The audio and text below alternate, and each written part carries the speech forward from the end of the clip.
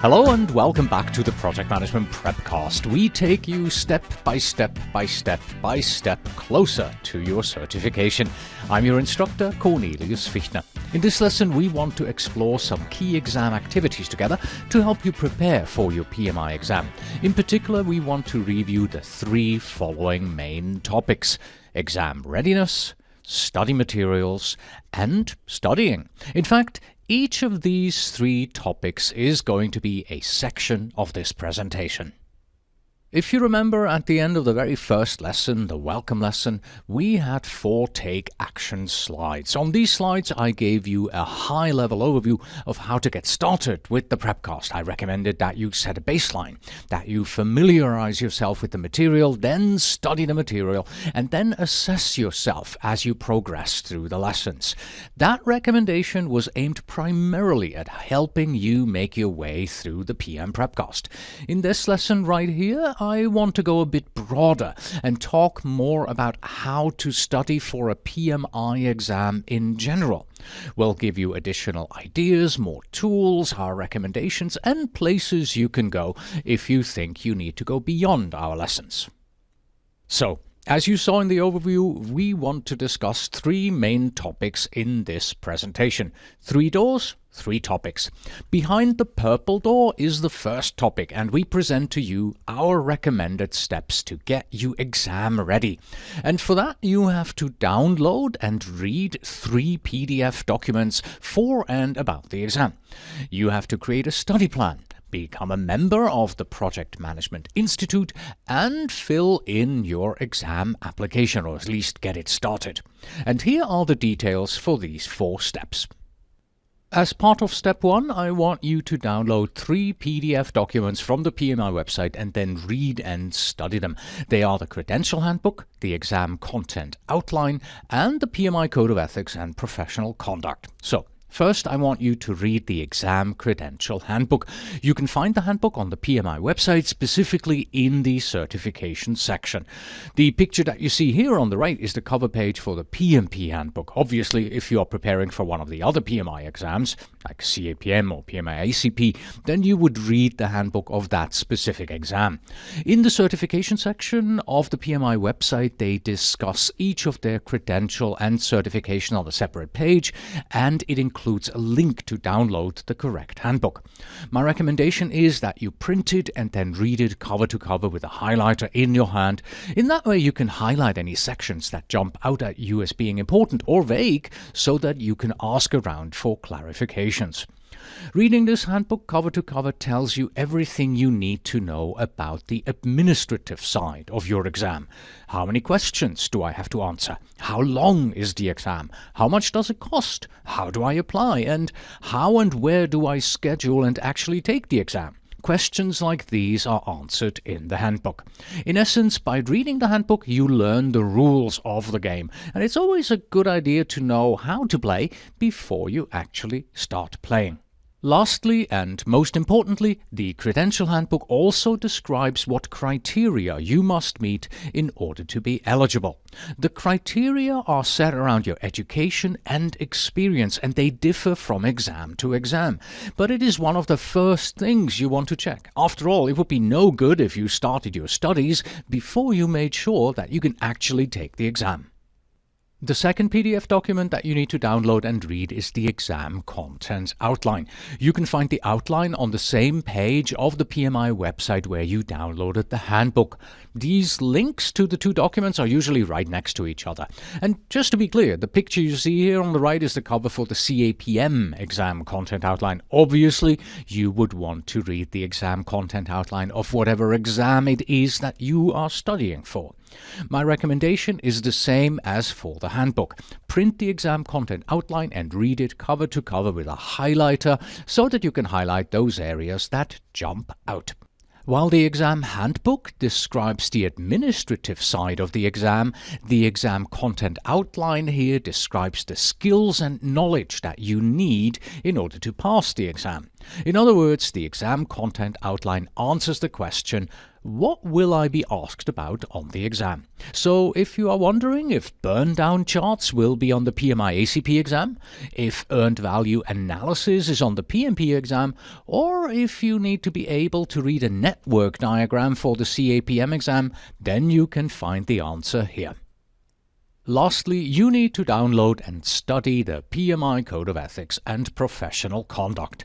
You can find a link to download this document on or near the last page of your credential handbook. And here is an important distinction. On the previous 2 slides, I advised you to read the credential handbook and read the exam content outline. But when it comes to the PMI Code of Ethics and Professional Conduct, you have to do more than just reading it. You have to study it.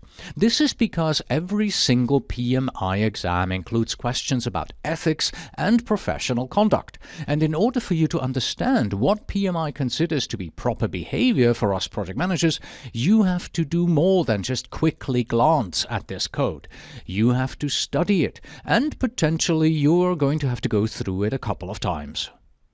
Step 1 is reading these documents so that you understand the basics around the exam. In exam readiness step 2, I want you to create a study plan for your exam preparation. As a project manager, you know the importance of having a plan in place. So you want to create your exam study plan, follow it, keep track of your progress, and of course adjust your plan whenever you see that it's necessary. And just in case you hadn't noticed, we've just applied the standard plan, do, check, act cycle here to your study plan. How do we create it? Well, I recommend some detective work and a sprinkle of customization. Start by reading 10 to 20 exam lessons learned written by others who have recently taken the exam that you are studying for. We have dozens and even hundreds of these in the PrepCast forums. This will introduce you to how others have succeeded. You will learn about their approaches, timelines, study materials, and recommendations. As you read, take notes of the approaches that appeal to you. Then search for articles that specifically discuss what a good study plan for your exam should include. I myself have written articles like this, and many other trainers have as well. The good news is that some students have even published their actual exam study plans for you, so you can download these and adapt them to your needs. Now you can combine these templates with the notes you took, the guidance from the articles, and create your own plan. Every study plan is of course different, but one good practice that you should implement in your plan is to set aside daily time for your studies. Don't think that you can simply study for 10 hours on Sunday. Plan on studying 1 to 2 hours every day. In this way, you will progress much faster in your studies. We are moving on to step 3. This one is all about how to save some money. First and foremost, you want to sign up and become a PMI member. PMI members pay less for their actual exam. In the case of the PMP exam, the discount you get is actually greater than the annual membership fee. As a member, you can also download your personal and free copy of a guide to the project management body of knowledge, better known as the PMBOK guide. And you can also download a free PDF copy of the Agile Practice Guide. You may also want to look into and consider joining your local PMI chapter.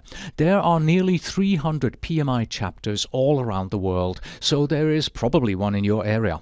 I recommend that you look into this because many chapters offer exam preparation workshops locally. So check out if your chapter offers such a course for your specific exam and if joining makes financial sense. As part of step 1, you have determined that you are in fact eligible to take this exam. And in step 3, you became a PMI member. This means you can now start thinking about filling in your exam application. The application must be filled in online at certification.pmi.org and has 4 major sections. First, there is your contact information where PMI needs your name, email address and phone number, nothing you wouldn't expect. Second, fill in the education you attained. Here you identify the high school or university you attended and what degree you received. The bulk of the application will very likely consist of your domain experience. Here you provide details of the projects, programs, or portfolios you worked on, including qualifying hours, dates of employment, role, organization details, reference, and experience summary. Each exam is a little different in what exactly you're going to have to fill in. And lastly, PMI certifications require that you receive and document specific domain education here in the fourth section. For example, for the PMI ACP exam, you must show 21 contact hours of training in Agile project management practices, or for the PMP exam, you need 35 contact hours of general project management training.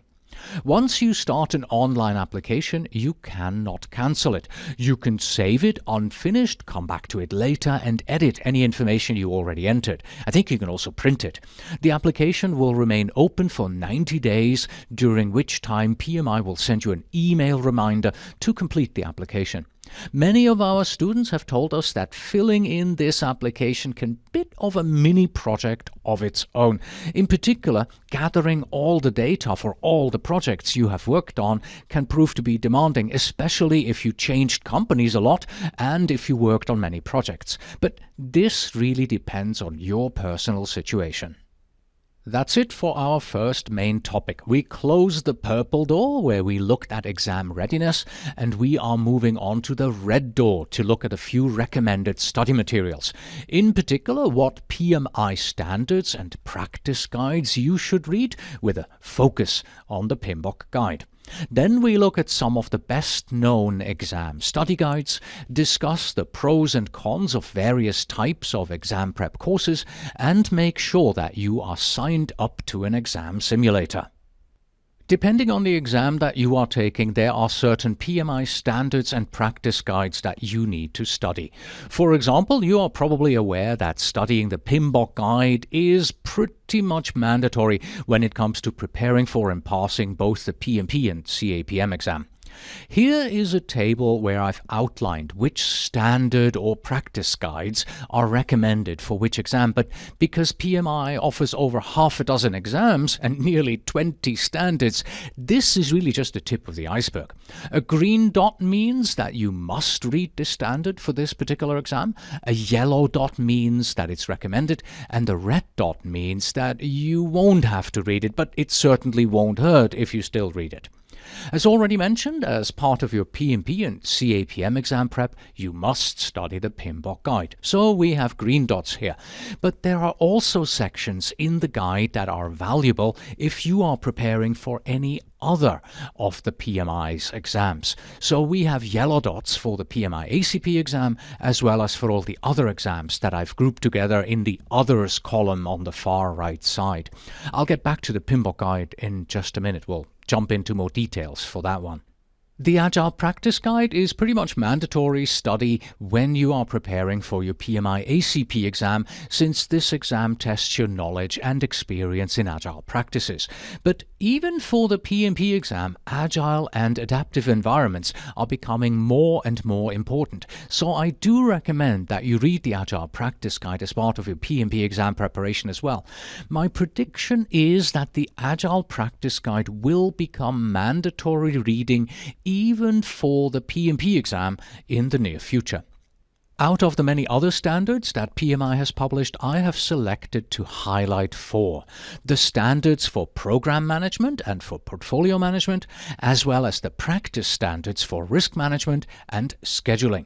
These are important for the relevant other PMI exams, in particular the certifications for program management, portfolio management, risk management, and scheduling professionals.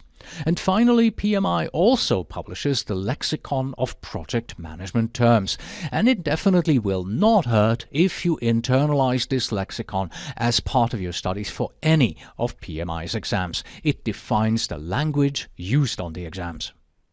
Undoubtedly, even though PMI has published about 20 global standards and practice guides, the PMBOK guide is the dominating 800-pound gorilla in PMI's library. And as we just saw, it is a good idea to study the PMBOK guide for any PMI exam. There is value in being aware of its principles. The PMBOK Guide is the leading project management body of knowledge around the world. There are other similar frameworks published, but none are as widely recognized. It is the primary reference for both the PMP and CAPM exam. This means that the correct answer to many of the questions on these exams can be identified if you understand and can apply the principles from the guide. Each exam is different, and it's important to identify which section of the PMBOK guide apply to your particular exam.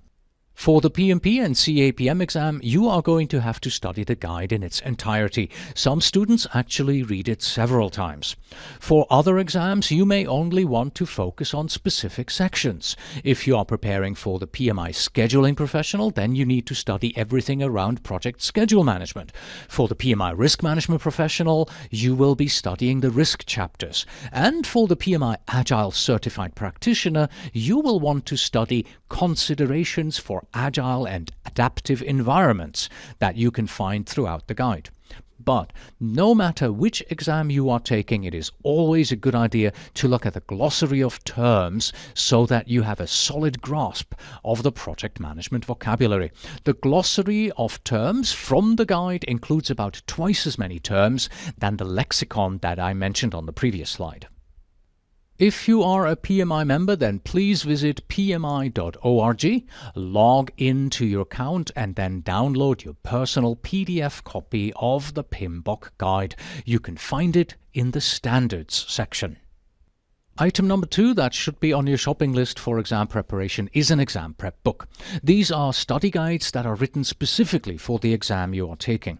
These study guides include key topics, exam prep tips, study techniques, and often also sample exam questions so that you can practice what you have learned. The most well-known of all the guides by far is Rita Mulcahy's PMP Exam Prep series. Rita Mulcahy passed away a few years back, but her company RMC Learning Solutions is still going strong, and many students swear by the books that have her name on it. Andy Crow is a well-known PMP exam trainer, and his book, The PMP Exam: How to Pass on Your First Try, is another well-respected study guide. And third, there is Achieve PMP Exam Success, written by Diane Altweiss. This is the book that I personally used for my PMP exam preparation, but that was a few years back. I used the third edition of this book. These are just 3 of the many available study guides for the PMP exam.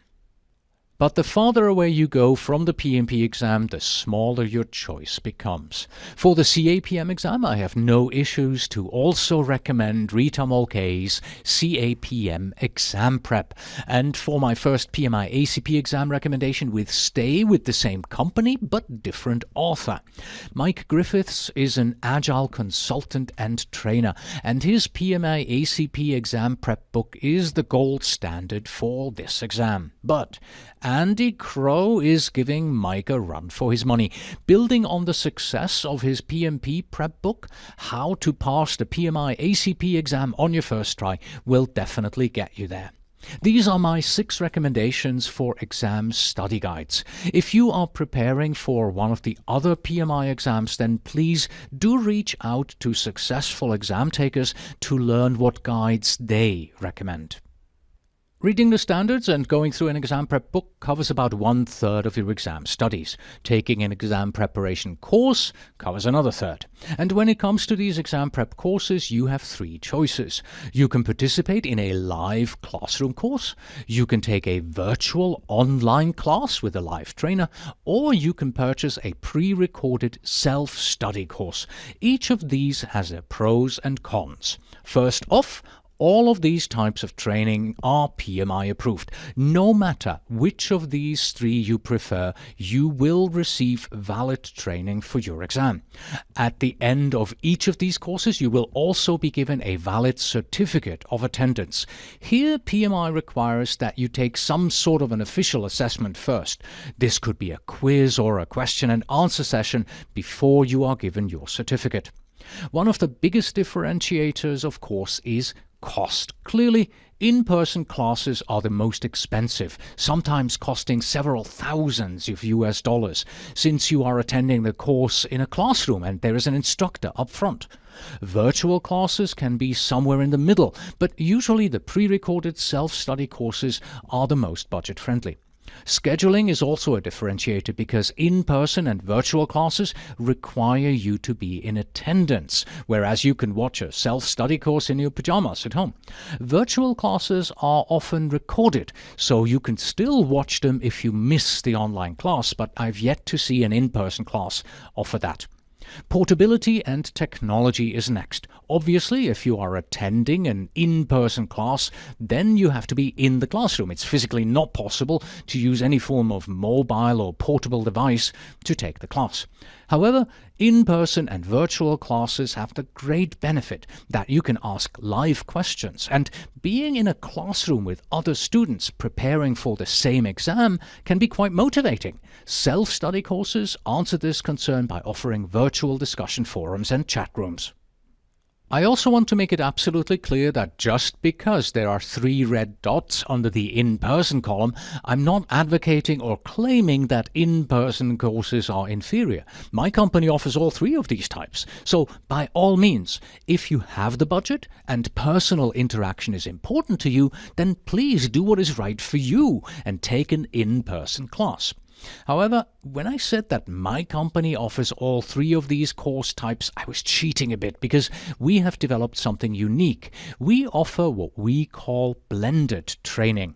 We have combined in-person, virtual and self-study training all into one. So you might attend a live class, followed by a virtual class, followed by self-study. Or you start with self-study, followed by a virtual class. It all depends on the market and availability of where you are located. But needless to say, our self-study courses are still the most popular of our offerings. The PM PrepCast is still the only PMP exam preparation podcast that you can watch either online or download to your phone or tablet using a podcast app. The PM PrepCast for CAPM is its sister podcast for those preparing for the CAPM exam. And if you are more inclined towards Agile, then the Agile PrepCast offers the same convenience for the PMI ACP exam. Remember earlier I said that reading the standards and going through an exam prep book covers about 1/3 of your exam studies. Taking an exam preparation course covers another third. What do you think is it that you need in order to fill the circle? The answer is that you need an exam simulator. In the past years, the difficulty of all PMI exams has increased to a level where passing the exam without using a simulator is difficult. The good news here is that we have the PM Exam Simulator as a companion for each of our self-study courses. We offer a PMP, CAPM and PMI ACP Exam Simulator in addition to the training. Now, I've said this before and I'll say it again. Obviously, I would appreciate it if you visited pmexamsimulator.com and used my simulator as part of your exam preparation. But in the end, I really don't mind much which simulator you use as long as you do use one. So, at the barest minimum, please visit free.pmexamsimulator.com and sign up for the 7-day free version of our tool. And that's it for the recommended study materials. Almost. Almost, because I have one final word of caution, which is about using free resources. Free is good, and there are indeed some really good free tools out there. But when using free resources, please make sure that they are based on the most current PMI standards and the most current exam content outline. It would be detrimental if you used outdated or incorrect study materials. That's it for the second main topic. So we also close the red door where we looked at the study materials and move on to the final green door of studying. Here we obviously want to implement all the approaches we have outlined in our study plan. We want to make sure that we can study whenever and wherever we want, and we look to study groups to help share the load with others who are prepping for the same exam. When it comes to studying and taking sample exams, I once again recommend that you apply the Plan, Do, Check, Act cycle. Let's go through the 4 steps. In regards to planning, you should have a study plan by now. Based on your review of the certification handbook, exam content outline, your exam prep book, and also by looking at the syllabus of your exam prep course, you created this plan earlier. This will tell you what you will have to study in which week and how long overall your studies will take. You may also want to update this plan and include using your exam simulator in the plan itself. For example, most students first study 3 to 4 weeks without necessarily taking any full exams in their simulator. This is because you first want to study a big portion of the material before taking an exam. And that takes us to doing. This is where you will spend most of your time and hard work. You read your study books and the required PMI standards. You attend your classroom lesson, or you watch the recorded lessons from your self-study course, like from the PM PrepCast. You do this day after day, week after week, according to your plan. And then, at one point or another, your plan will tell you that it is now time to apply your knowledge and start taking full exams or shorter quizzes in your exam simulator. A big part of taking the exam you are studying is time management. For the PMP exam, you only have 4 hours to answer 200 questions. That is not a trivial task, and the time pressure is very similar for the other PMI exams. So you have to get used to sit down for the full exam duration and learn to get through the 120, 150 or 200 questions in the allotted time. Next we have check. In most cases, your exam prep course and study guide will offer some sort of self-assessment that you can take. In the study guide, this usually means that you will find a series of assessment questions at the end of each major chapter. Or, as in the case of the PM PrepCast, the self-assessment questions can be taken online for each of the major modules. And whether you are taking a self-assessment or an exam or quiz in the exam simulator, you are going to want to track your results. We recommend that you aim to achieve an 80% track record. That 80% mark is usually a good indicator. And then you act. While it is nice to answer a question correctly, the learning opportunity is almost greater for those questions that you answered incorrectly. Therefore, after you have taken a self-assessment or simulated exam, you want to do a review. Be proud of the ones you answered correctly, but dig deep into the ones you got wrong. Read the explanations, do another review of pertinent sections of your books or standards, and even go as far as re-watching a lesson on a specific topic. My recommendation is that you need to spend at least as much time reviewing questions as it took you to answer them. So, if taking the assessment took you 1 hour, then reviewing your results should also take an hour. And as you go through this cycle again and again and again, you may start recognizing trends, and these findings should then flow back to the top for an improved and updated study plan. When studying for any PMI exam, it is a good idea to maximize your study time. In essence, you want to be able to study for your exam whenever and wherever the opportunity arises. This means having easy and digital access to your study materials. For example, you should have a copy of the PMBOK guide and any other relevant PMI standards and documents on your tablet. And I'm specifically suggesting a tablet here because PMI standards are a bit hard to read on the small screen of a phone. However, pre-recorded training courses like the PM PrepCast should be downloaded to your phone. In this way, you can just whip out your tablet or phone and start studying within seconds. Even if you are just waiting in line at the post office, that's 3 minutes you can spend getting exam ready. If you have any printed study materials that you would like to have with you, well, then I recommend a dedicated briefcase or dedicated backpack that you can haul around with you at all times. Carrying that around, obviously a bit more work, but it will pay off in the end. Another good way to boost your studies is by forming a study group. An in-person study group is easy to form if you live in an area where many others are preparing for the same exam as you do. As a member of your local PMI chapter, you should attend a dinner meeting and ask around if anyone else is studying and get a group going. Or you can bring together a few friendly faces from the classroom course you attended. But if it is hard to find people locally to meet, then don't limit yourself geographically. Reach out and find like-minded exam takers and meet online. Free tools like Skype or even WhatsApp make virtual groups a breeze. And don't dismiss online discussion forums either. There are dozens of these forums out there, and if you're too shy to write in the forums, then you can at least read what questions and concerns other exam takers have. You might even find someone in just such a forum to form a virtual study group with. And if you don't know where to start, then start here. Visit pmprepcast.com/forum and meet people preparing for their PMP, CAPM and PMI ACP exam. Oh, and don't forget to come back after you have passed your exam and post your lessons learned here so that everyone can learn from your experience. And that's it. Here are your takeaways for this lesson, and they are pretty much a recap of what we talked about. First, you want to ensure that you are indeed exam ready. Read the exam handbook, read the ECO, the exam content outline, and study the PMI Code of Ethics and Professional Conduct. Then create a study plan and consider joining PMI for all those discounts and free downloads you get. Second, you want to gather your exam study materials.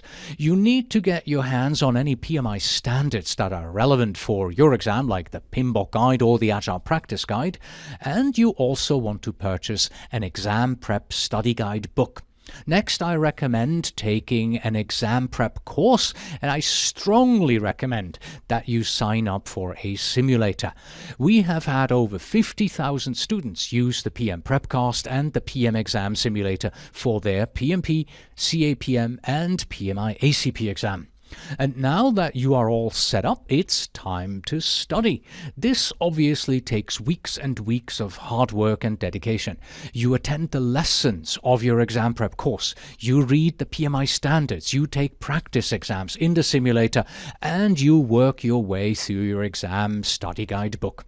Follow your study plan, but also apply the Plan, Do, Check, Act cycle to adapt and improve your approach along the way. And that concludes our look at the key exam activities for your PMI exam preparation. Until next time.